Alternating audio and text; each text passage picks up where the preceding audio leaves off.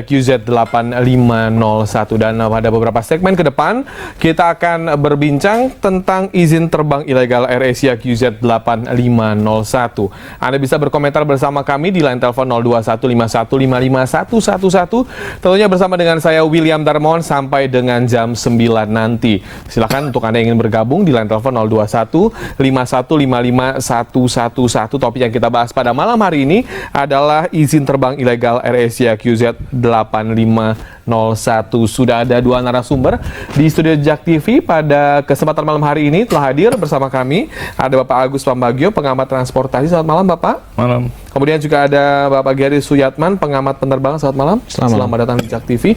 Baik, langsung saja, bagaimana Pak Agus menanggapi berita di awal tadi tentang izin terbang ilegal 8501 QZ AirAsia? Ya gini, proses untuk flight approval itu kan jelas, ya harus memang surat dilayangkan kepada Dirjen Perhubungan Udara.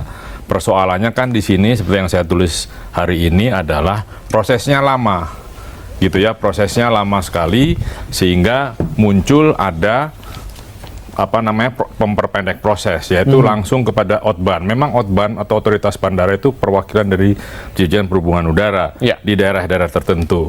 Nah, itu yang dilakukan oleh AirAsia, dan tidak saja AirAsia. Hari ini ada 100 flight penerbangan harus dipanggil ke Menteri Perhubungan untuk kasusnya sama. Jadi dalam hal ini adalah ada sesuatu yang tidak beres memang di Kementerian Perhubungan, khususnya di perizinan. Ya, dimanapun sektor apapun, izin itu alat dagang di Indonesia. Nah, jadi disinilah yang menjadi persoalan, bukan salahnya dari industri, karena industri akan selalu mengikuti apa yang ditetapkan oleh regulator. Ketika regulator mempersulit, dia pasti akan cari jalan. Karena kalau lewat sini lama, bisnis kan nggak bisa menunda. Dia pasti akan cari jalan. Kebetulan ada quote and quote dari regulator yang bersedia memperpendek jalan itu. Nah, ilegal tidak ada catatannya semua di ATC ada, di sini ada, pasti dia akan terbang. Kalau tidak ada sama sekali yang katakan tadi ilegal, nggak mungkin dia bisa terbang. Nah, di sini persoalan inilah yang saya soroti adalah kewenangan dari regulator. Kan di mana-mana yang namanya perizinan itu alat dagang, diperdagangkan.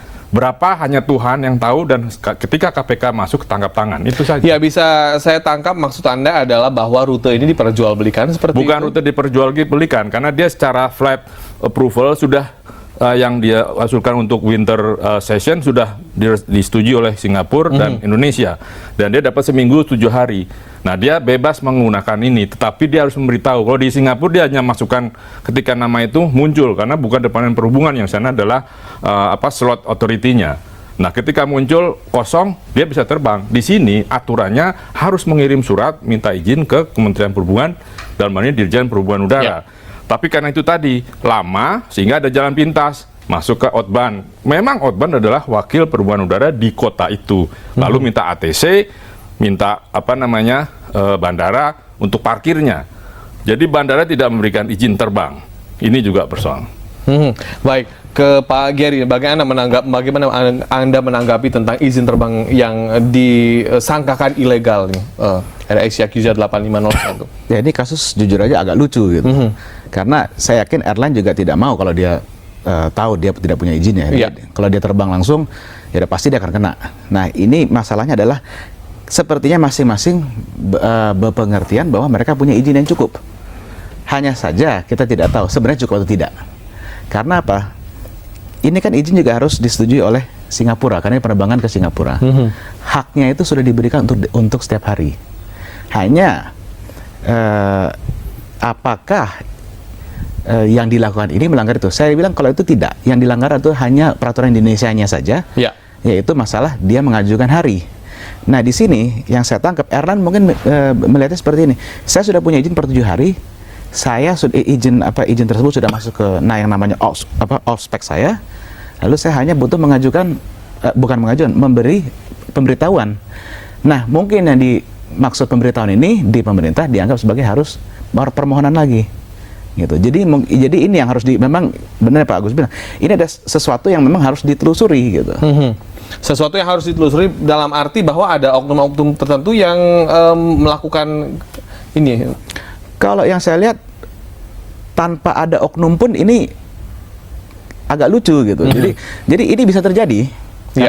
Hanya yang saya tangkap adalah penjelasan dari perhubungan ini kayak tadi siang yang press conference tadi siang itu jawabannya muter-muter gitu.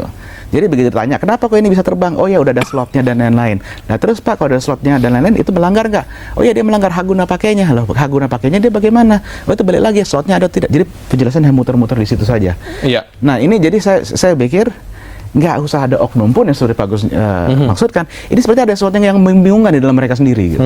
Ada sesuatu yang membingungkan. Di regulator ya. Karena bisnis itu akan mengikuti arah mana regulator. Dia tidak mungkin keluar karena pasti ada risikonya. Nah di sini fungsi regulatornya tidak berjalan. Nanti regulator kan dia membuat, menjalankan dan mengawasi si aturan itu. Ketika terjadi hal-hal yang tidak sesuai, ya dia harus menyemprit untuk stop, pulang. Di sini kan bukan ilegal, bukan, tetapi ada persoalan administratif yang dilanggar.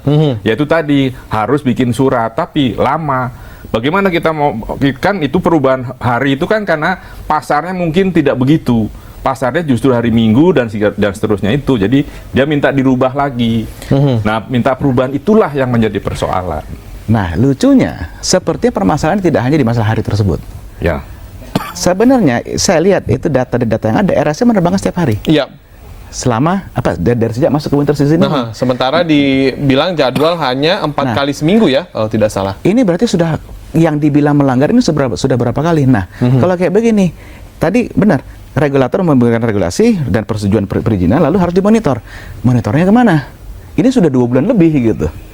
Hari Minggunya tuh sudah ada tanggal 1 Desember, 7 Desember, yang pokoknya setiap hari Minggu di bulan Desember itu dia terbang.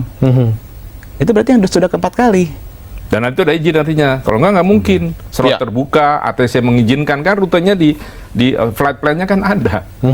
Gitu. Jadi bisa dikatakan bahwa ada izin terbang, namun ada sesuatu yang janggal tadi ya, yang Anda bilang tadi masih tanda tanya tadi ya. Apakah izinnya bisa dianggap sah dan cukup? Itu yang dipertanyakan. Baik, nanti kita lanjutkan lagi. Silakan Anda yang ingin berkomentar di line telepon 0215155111 tetap bersama kami di Ada Apa Berita.